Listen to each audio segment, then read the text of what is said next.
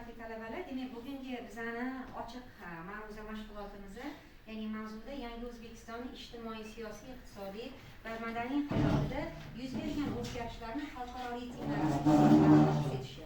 Buni biz quyidagi rejalarda yoritamiz. Rejalar yozib olindi.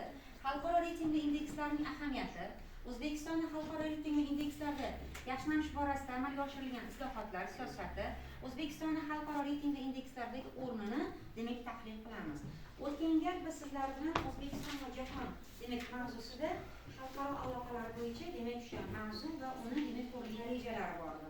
Uni biz ma'ruzada va amaliy mashg'ulot, ya'ni seminar mashg'ulotlarida takrorladik. O'sha bo'yicha keyin hozir uyga vazifani kichkina savol-javoblar asosida demak bir karra demak bu mavzuga xulosani yasash borasida sizlarning joyingizni men talab qilib qolaman. Marhamat, demak menga hozir talabalar kelsa 12 ta talaba ekan. Savollarni oborasizlar marhamat. Va bu yerda erkin kreativ fikrlash.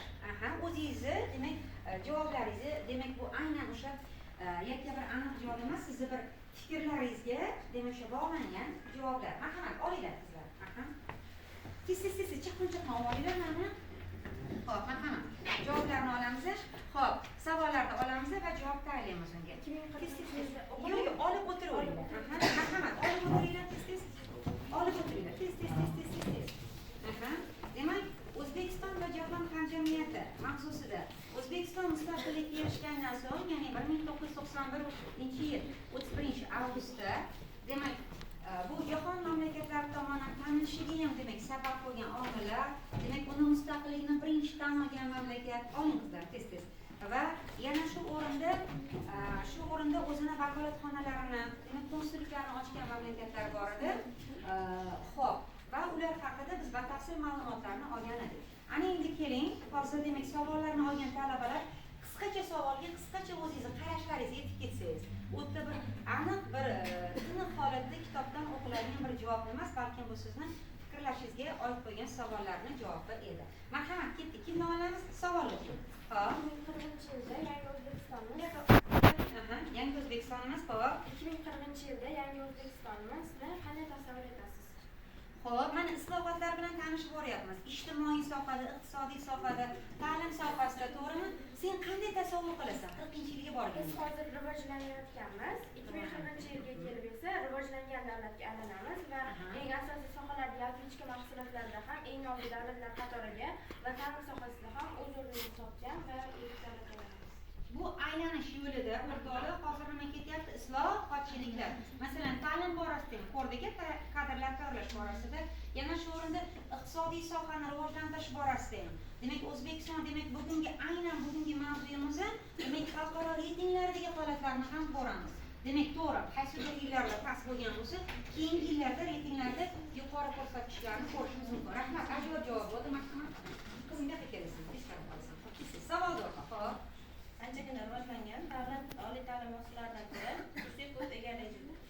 Shaxsiy mashinada ishga qatnashdi. Xo'p. Bu shunday. Savol tushundingmi? Anchagina rivojlangan. Anchagina rivojlangan. Xo'p, savolni bitta o'qib yana. Anchagina rivojlangan davlat oliy ta'lim muassasalaridan ko'ra xususiy ko'p egallaydi. Shaxsiy mashinalarda ishga qatnashdi.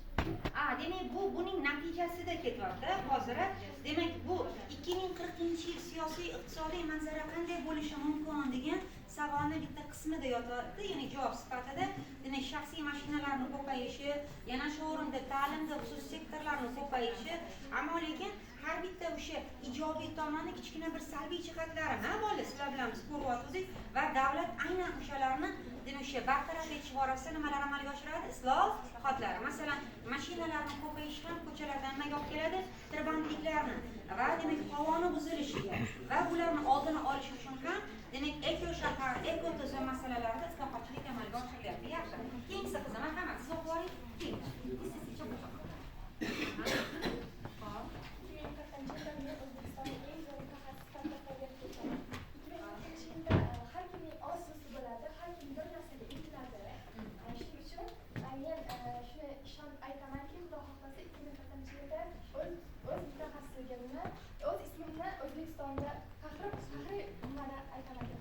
Yashang, 2040-yilda sizlar necha yosh bo'lasizlar? 15 yildan keyin necha yosh bo'lasizlar?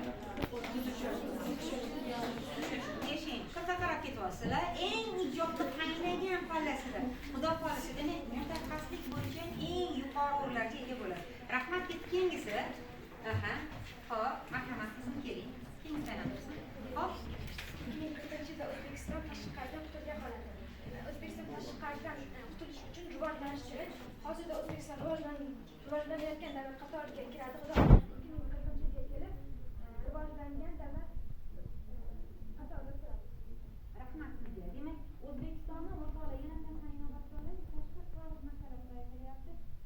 Har bitta davlat o'zini iqtisodiyotini rivojlantirishda investitsiya va investorlarni yordamiga nima bo'ladi? Muhtoj bo'ladi. Va bu borada demak O'zbekiston ham o'sha investitsiyalar borasida kiritilayotgan investitsiyalar tashqi qarz borasida ma'lum ko'rsatkichlarga ega va buni qanday bartaraf etadi? Ishlab chiqarishlar orqali. Demak, ishlab chiqarishlarimiz bugungi kunda demak reytinglarda o'rinlarga ega bo'lyapti. Rahmat. Ketdik keyingisi, marhamat. Xo'p, qizim. Xo'p. Keling. Cho'qin. Xo'p, savolingiz nimadan iborat ekan? Mazkur sizdan bor ekan. Xo'p. Marhamat. Demak, havoni ifloslanishi kamayadi. Hop, 2040-yil masalasi ketyapti. Hop, qanday qilib? Hozir bugungi kunda havo ifloslanishi yuqori ko'ryapsiz-a? Shu tabiatga insonlar tomonidan mehr uyg'otsa, daraxtlar kesilmasdan ekilsa, yashil makon bo'yicha faoliyat bo'lsa, yaqin vaqtda o'sha faoliyat yanada chuqurlashsa, yashillikdan namliklar bo'lib havolar tozalanadi. Albatta. Demak, chunki bitta daraxt o'rtaga 5-6 ta odamni nafas oladigan kislorodni nima qiladi? Yetkazib beradi. Chunki daraxtlarda shunaqangi bir xususiyat berilgan ekan yaratgan tomonidan. Demak, odamlar chiqargan angidritni daraxtlar yutib o'zlariga kislorod odamlarga kerak bo'ladigan havo nima qilar ekan? Chiqarib tozalab berar ekan. Rahmat. Demak, bu yashil makon dasturi ham o'rtoqlar davlat siyosati darajasiga ko'tarilganligini va bu davlat siyosati darajasidagi bo'lgan o'sha holatni biz nima deb ko'ramiz? Harakatlar strategiyasi 5 ustuvor yo'nalishning 4 ustuvor yo'nalishida ijtimoiy sohani isloh qilishda tabiat bormi? Yotadimi? Ha. Va 2022-2026 yillarga mo'ljallangan taraqqiyot strategiyasi, O'zbekiston taraqqiyot strategiyasini 7 ustuvor yo'nalishdan, uni ham aynan 4 ustuvor yo'nalishda ijtimoiy sohani isloh qilishda bolalar, demak 35 ta maqsad ishlab chiqilgan. O'zi umumiy 100 ta maqsad edi. Aynan o'sha 4-yo'nalishda esa 35 ta maqsad yotibdi va bu maqsadlarni amalga oshirishda chora-tadbirlar ham nima qilingan, ishlab chiqilgan. Va unda biz nimani ko'ramiz? Qarang, shunga oling.